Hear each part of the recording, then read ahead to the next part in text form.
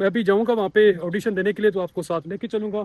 लेकिन अब चलते हैं ऑडिशन की तरफ, जो है पीएनसी इस्लामाबाद में, तो आपको गाइड कर देंगे। ये इनका लेक्चर हॉल है पीएनसी का, और यहीं पे ऑडिशन होंगे। अस्सलाम वालेकुम मैम, आपका गुड नेम प्लीज़?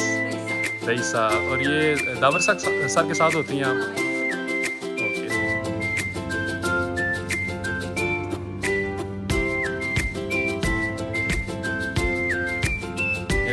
एक्सोजोम से या पीआरटी से या किसी भी चीज से कोई एक बाल भी लिया नहीं होता है। ये बात क्लियर है, ठीक है। ये हॉस्पिटल है F84 में स्ट्रीट, ये फैज़ाबाद का मेट्रो स्टेशन है। अस्सलाम वालेकुम, उम्मीद करता हूँ आप सब खैरियत से होंगे और जहाँ भी होंगे खुशबाश होंगे। अच्छा यार, आज का दिन बड़ा ख़ास है। आज के दिन मैं इंतहाई दो ज़रूरी काम करने वाला हूँ, तो सोचा चलो आपको भी इस जर्नी का मैं हिस्सा बनाता हूँ। सबसे पहले तो मैं जाऊँगा हॉस्पिटल जहाँ पे अपने बालों की मैंने PRP करवानी है, जहाँ से मैंने पहले कोई तकरीबन 2 साल पहले ट्रांसप्लांट करवाया था, हेयर ट्रांसप्लांट। तो उसकी PRPs वगैरह जब मैं इस्लामाबाद हूँ तो ज़रूर करवाता हूँ। वो मैं आगे चल के आपको बताता हूँ कि PRP होता क्या है। और दूसरा जो इंतहाई ज़रूरी काम है वो है PNC इस्लामाबाद में आज ऑडिशन है। कॉपी कैट्स प्रोडक्शन रखे हुए हैं। कॉपी कैट्स पाकिस्तान का नंबर 1 कह लें या one of the finest production house है, जो पैरेलल थिएटर प्ले बनाता है। कमर्शियल थिएटर नहीं, कमर्शियल थिएटर वो होता है जहाँ पे झुकते हैं, डांस वगैरह होता है। जो पैरेलल थिएटर होते हैं उसमें एंटरटेनमेंट भी होती है और माशरती मसाइल और संजीदा मौज़ूआत को भी पेश किया जाता है साथ। तो वो तकरीबन पाकिस्तान का सबसे अच्छा वही प्रोडक्शन हाउस है जो ये थिएटर प्ले बनाता है। तो मैं भी जाऊंगा वहाँ पे ऑडिशन देने के लिए, तो आपको साथ लेके चलूँगा। लेकिन पहले मैं हॉस्पिटल जा रहा हूँ अपने बालों की PRP करवाने के लिए। तो चलें साथ चलते हैं और देखते हैं कि आज का दिन कैसा गुजरता है। ये भी मैं फैज़ाबाद में मौजूद हूँ। मेट्रो से जाना पड़ेगा। ये मेट्रो स्टेशन है फैज़ाबाद का। गर्मी है जिसकी वजह से रश थोड़ा सा कम है यहाँ पे।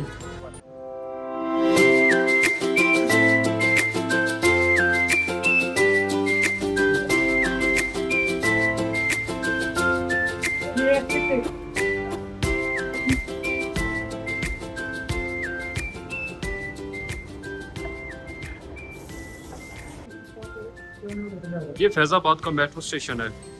यहाँ से मैं अब इस्लामाबाद वाली गाड़ी में बैठूंगा, यानी कि टूवर्ड्स सेक्रेटरीट जो मेट्रो बस आएगी उस पर मैंने जाना है।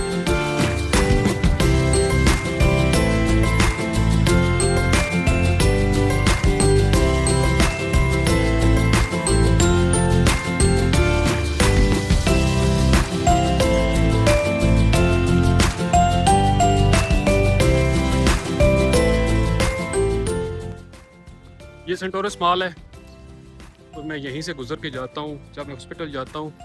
अभी टाइम नहीं है, तो किसी दिन आपको अंदर का विज़िट करवाऊँगा।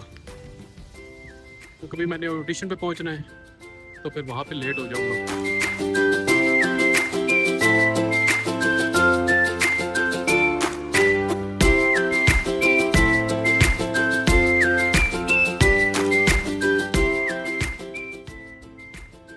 अच्छा, मैं इस वक्त हॉस्पिटल के पास पहुँच चुका हूँ। PRP का मतलब होता है प्लेटलेट्स रिच प्लाज्मा। आपका ब्लड लिया जाता है, फिर उसको मशीन में डालकर उसके प्लेटलेट्स सेपरेट किए जाते हैं। फिर जो प्लेटलेट से भरपूर प्लाज्मा होता है उसको आपके हेड पे इंजेक्ट किया जाता है, तो उसको PRP कहते हैं। ये कमज़ोर बालों के लिए और जिन लोगों के बाल जड़ रहे हैं उनके लिए बड़ा ज़रूरी है और काफ़ी मुफीद भी है। ये हॉस्पिटल है F84 में स्ट्रीट नंबर 60 और हाउस नंबर ये 8 है, ये सामने लिखा हुआ है। यहाँ पे डॉक्टर इरफान साहब आते हैं जो कि पाकिस्तान के FUT जो प्रोसीजर होता है बालों का, तकरीबन सबसे अच्छा वही इस प्रोसीजर को करते हैं। FUE तो टेक्नीशियन वगैरह सारे आजकल कर लेते हैं, वो पैसे भी बड़े कम लेते हैं, 40-50 हज़ार में आपका FUE हो जाता है। लेकिन अगर आप अर्ली एज में FUE करवाएंगे तो आपका जो डोनर एरिया है इसका बड़ा लॉस होगा, क्योंकि फ्यूचर में अगर आप दोबारा अगर आपने हेयर ट्रांसप्लांट करवाना है तो आपको फिर वो मसला बनेगा, आपका डोनर एरिया इतना अच्छा नहीं होगा कि आपका हेयर ट्रांसप्लांट हो सके।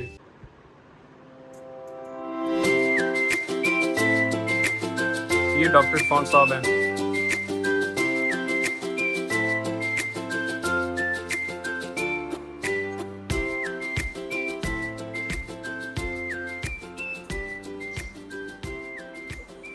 ये कुछ पेशेंट वेट भी कर रहे हैं यहाँ पे। डॉक्टर साहब से मैंने स्पेशल रिक्वेस्ट पे टाइम लिया थोड़ा सा, वैसे तो वो बिजी होते हैं, तो उन्होंने मेरे लिए थोड़ा सा टाइम निकाला है। ये बैठे। अस्सलाम वालेकुम सर। सर कैसे हैं आप? मैं ठीक हूँ, बिल्कुल ठीक हूँ। सर एक तो बहुत अच्छा लगा आपसे दोबारा मिलके, काफ़ी अरसे के बाद आपसे मुलाकात हुई है। दूसरा सर मेरे 2-3 क्वेश्चन है जो आमतौर पर लोग पूछते भी हैं। सबसे पहले सर ये बताएं कि कौन से लोग जो हैं जिनका हेयर ट्रांसप्लांट नहीं हो सकता, ब्लड प्रेशर वगैरह जो भी आप। हाँ, हेयर ट्रांसप्लांट के लिए बहुत सारी चीजें इवैल्यूएट करना जरूरी है। देखिए, हम उनको कन्वर्ट कर सकते हैं इन अ गुड कैंडिडेट, ठीक है। नंबर 1 तो ये है कि आपका डोनर सपोर्ट निकाल रहा तो हो ही नहीं सकता, उसको तो आप छोड़ दें। आप स्मोकर है, मेरे जैसा डॉक्टर आपको करेगा नहीं। आप डायबिटिक है, आपको कंट्रोल कर लेनी चाहिए। आप कोई और ड्रग्स मेडिसिन सारी ले रहे हैं, उनकी कंडीशंस होती हैं कि हमें इतने दिन पहले उनको मैनेज करना शुरू करना चाहिए। ठीक हो गया सर। आप कार्डियक पेशेंट है तो आपको कंसल्टेशन लेनी चाहिए। आपको कार्डियोलॉजिस्ट हमें कहेगा तो हम कर देंगे। आप साइकेट्री की मेडिसिन ले लें, उनसे कंसल्टेशन करेंगे। आपको कोई और मसले हैं वो हम उसको इवेल्युएट करेंगे, फिर देखेंगे आपकी कैंडिडेंसी, हम जज करेंगे कि आर यू गुड कैंडिडेट और नॉट।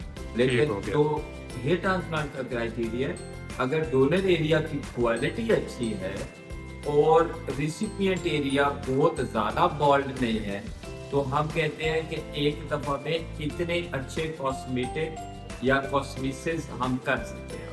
अच्छा, दूसरा सर ये बताइएगा कि कंसल्टेशन फ्री है अगर कोई आपके साथ कोई अपना मशवरा करना चाहता है अपनी शिकायत?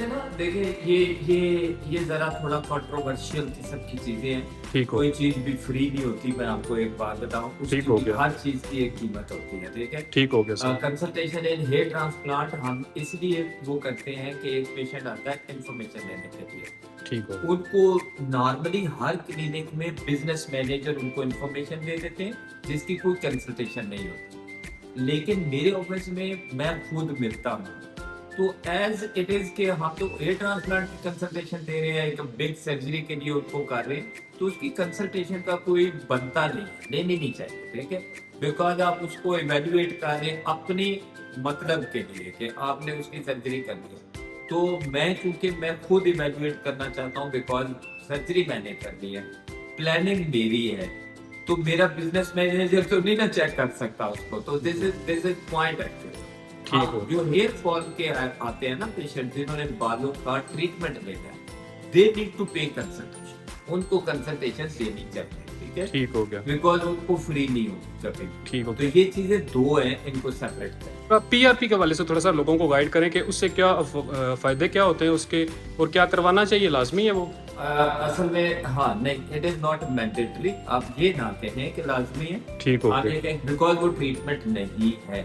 आपने दो चीजें देर में रखनी होती है और सेपरेट करनी है। एक है इलाज, ट्रीटमेंट, कि हमने बाल रोकने हैं, वो पीआरपी नहीं कर सकती, ठीक है। ठीक हो। अगर आप दूसरा है मदद लेनी किसी चीज से जो हेल्प करे, तो वो PRP is the only thing which can help it out, because वो आपका अपना है, उसके नुकसान में है, ठीक है। बाल रोकने में या बाल उगाने में पीआरपी का कोई रोल नहीं है। वो रोल है उनको थोड़ा बेहतर करने में हेल्प करेगा थ्रू द मेडिसिन, दवाइयों की मदद करेगी पीआरपी, और इसका कोई फायदा नहीं है। हाँ, वुंड हीलिंग में उसका बहुत फायदा है कि कोई रिपेयर चाहते हैं हम, कोई किसी जख्म है उसके ऊपर पीआरपी कर दी है, तो उसमें वुंड हीलिंग में या हमारे डोनर में इंजेक्ट कर दी है। रिसिपिएंट जब आप बाल लगा रहे हैं तो हम ऊपर पीआरपी पैक करते हैं, उसका फायदा है, उसका फायदा वुंड हीलिंग में दूसरा सर आजकल जो एक तरीका है वो एक्सोसोम एक मेडिसिन चली हुई है, उससे जो बाल आते हैं वो परमानेंट होते हैं या वो भी कुछ अरसे बाद गिर जाते हैं? एक्सोसोम से या पीआरपी से या किसी भी चीज से कोई एक बाल भी नया नहीं उगाया जा सकता। ये बात ज़हन में डाल दें, ठीक है। यहाँ से आप कंफ्यूज होते हैं, लोगों वो करते हैं, जो करते हैं वो भी रॉन्ग करते हैं, जो कंफ्यूज होते हैं वो भी रॉन्ग होते हैं, वो पढ़ते नहीं है, सर्च नहीं करते ये सारी चीज। तो आप देखें, जो मेरे जैसे डॉक्टर है, हम समझते हैं हम एक इंटरनेशनल डॉक्टर है, रेप्यूट है, सारा कुछ है, नॉलेज ज्यादा है, नॉलेज गैप बहुत है आम डॉक्टर्स में और हमारे अंदर। तो अब वो मेरे जैसे डॉक्टर ऐसे काम नहीं करेंगे कभी भी। जैसे मैंने एक भी एक्सोसोम नहीं लगाया, उसकी रीजंस हैं कि मैं आपको समझा सकता हूँ कि वो। और आपको बड़ी बात है बता दूं कि अमेरिका में भी बैन है, यूरोप में भी बैन है, वहाँ डॉक्टर नहीं लगा सकता, उसके ऊपर लीगल एक्शन हो जाएगा अगर वो लगाएगा। हाँ, छुप छुपा के सारी दुनिया में लगा रहे होंगे, बट पाकिस्तान में इट इज ओपन कि आपको कोई रेस्ट्रिक्शन नहीं है, मेरा ख्याल है कोई दूसरा नहीं होगा, तो वो हर कोई लगा। एक तो हॉस्पिटल की टाइमिंग सर बता दें, और वीक में 7 डेज ओपन होता है या छुट्टी भी होती है? 6 डेज ओपन होता है, 9 to 6 टाइमिंग होती है, 9 मॉर्निंग एंड 6 इवनिंग। और छुट्टी सर किस दिन होती है? संडे छुट्टी होती है। और हेयर ट्रांसप्लांट पर ग्राफ के हिसाब से भी चार्जेस यहाँ पे हैं या वो कैसे हैं? चार्जेस हमारे फिक्स होते हैं, हम चेंज नहीं करते, और वो ग्राफ पर ग्राफ के हिसाब से वो डिफरेंट चीजें हैं जिसके ऊपर हम ग्राफ चाहते हैं। ठीक हो, thank you sir, thank you so much, आपने अपना कीमती वक्त दिया, थैंक यू सर। अच्छा, पीआरपी का सेशन मेरा कंप्लीट हो चुका है अल्हम्दुलिल्लाह, हॉस्पिटल वाला काम सारा ख़त्म। अब चलते हैं ऑडिशन की तरफ, जो है पीएनसी इस्लामाबाद में। थोड़ा सा नर्वस भी हूँ और एक्साइटेड भी हूँ, देखते हैं क्या बनता है। वहाँ पहुँच कर मैं आपको बताता हूँ। यहाँ से फिर मेट्रो स्टेशन पे, और जो मेट्रो का लास्ट स्टेशन है पार्क सेक्रेटरीट, वहाँ पे उतरूँगा तो मैं आपको दिखाऊंगा। वहाँ से आगे पैदल आप इजीली जा सकते हैं। जो बंदे नए जिनको नहीं पता पीएनसी कैसे जाना है, तो उनको मैं आज दिखाऊंगा कि मेट्रो स्टेशन के थ्रू आप कैसे आराम से वहाँ पहुँच सकते हैं। तो चलिए देखते हैं क्या बनता है। अच्छा, जो लोग दूर दराज से आ रहे हैं ना, वो फैज़ाबाद जो बस स्टेशन है, बस अड्डा है, वहाँ पे उतरें। वहाँ से मेट्रो पे बैठे 30 रुपये लगेंगे आपके। और जब मेट्रो का लास्ट स्टेशन है इस्लामाबाद का पार्क सेक्रेटरीट, वहाँ पे उतरना है आपने, और वहाँ से मैं आगे आपको बताऊंगा। पैदल 5 से 10 मिनट लगते हैं, आप पीएनसी इस्लामाबाद में होंगे। अच्छा, गर्मी बड़ी शदीद है इस्लामाबाद में, मत मारी हुई यार गर्मी ने, लेकिन क्या करें, मेहनत नहीं करेंगे, काम नहीं करेंगे तो फिर कामयाब कैसे होंगे, जो कि बड़ी मुश्किल सी बात है।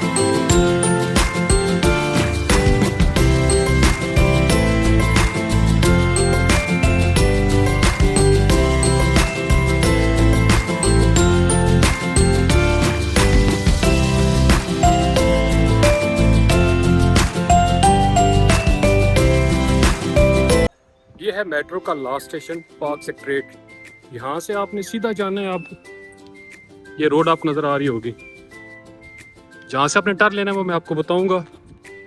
5 से 10 मिनट का रास्ता है, आप इंशाल्लाह पीएनसी पहुँच जाएंगे। बजाय आप बाइक क्या करें, पैसे ज़ाया करें, बेहतर है 5-10 मिनट पैदल चलने।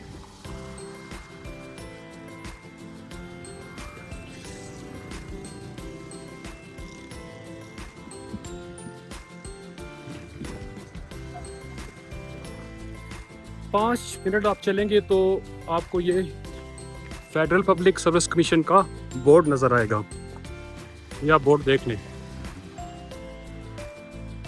ये गाड़ी तो नहीं जा सकती, लेकिन पैदल रास्ता होता है। यहाँ से आपने सीधा अंदर आ जाना है, और ये रोड है। इसके एंड पे आपने राइट होना है। थोड़ा सा आगे जाएंगे तो एक मैदान होगा, वो मैं आपको दिखाता हूँ। साथ PNC है फिर। अच्छा, इस गली के एंड पे ना ये कंटेनर रखा हुआ है, पता नहीं क्यों पहले नहीं था। तो इसके साथ भी ये रास्ता है, ये देखें, यहाँ से बंदा इजीली गुजर के आ सकता है। ये राइट पे आप टर्न लेंगे,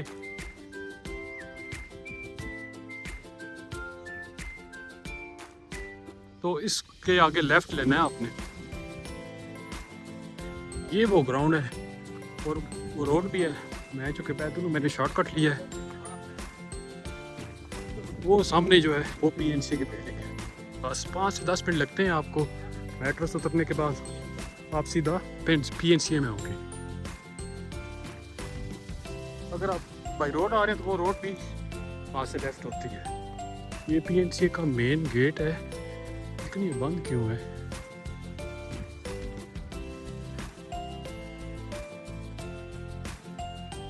वो लिखा है Pakistan national council of the arts gallery. ये मेन गेट है, ये आप देख लें। अस्सलाम वालेकुम। आप इनको बताएंगे कि हम ऑडिशन देने के लिए आए हैं, तो आपको गाइड कर देंगे। ये इनका लेक्चर हॉल है PNC का, और यहीं पे ऑडिशन होंगे।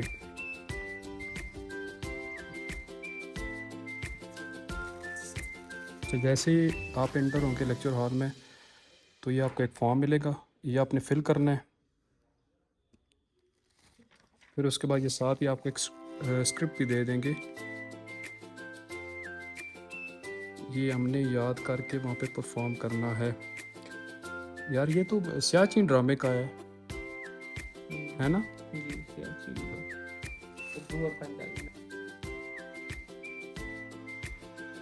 ये PNC का हॉल है।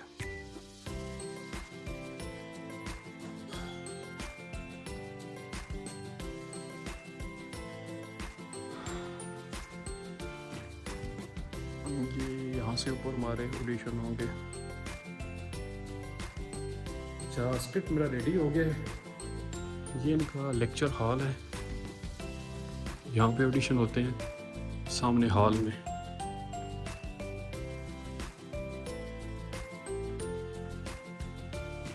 वो सामने हॉल है, ये हॉल है। अच्छा, ये हॉल में मैं आ गया हूँ, और ये हमारे जजेस हैं। अस्सलाम वालेकुम सर। अस्सलाम वालेकुम मैम, आपका गुड नेम प्लीज़? रईसा। और ये दावर सर के साथ होती हैं आप? ओके सर, आपका नाम? गालिब है। Thank you ma'am.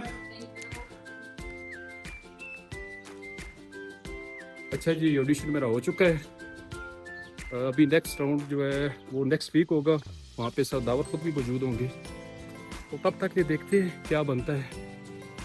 मेरे ख्याल में जो तनवीर साहब हैं वो इनके साथ प्रोडक्शन टीम में ही होते हैं, वो कांटेक्ट कर लेंगे और वो मुझे स्क्रिप्ट कर भेज देंगे और गाइड भी कर देंगे। उस हिसाब से फिर मेरा सेकंड राउंड होगा। तो अब निकलते हैं जी घर की तरफ। Thank you sir.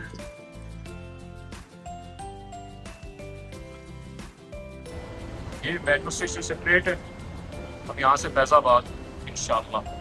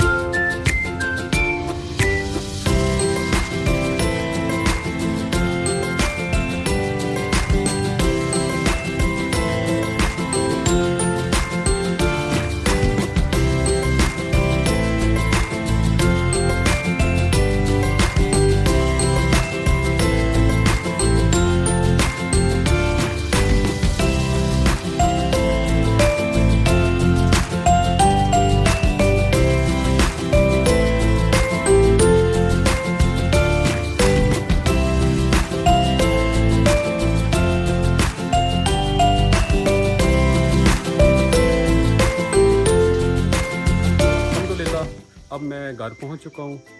दोस्तों, आज का दिन बड़ा मसरूफ़ और काफ़ी दिलचस्प रहा। एक तरफ मैंने अपने बालों की PRP करवानी थी, वो सारे मामलात मैंने आपको दिखाए।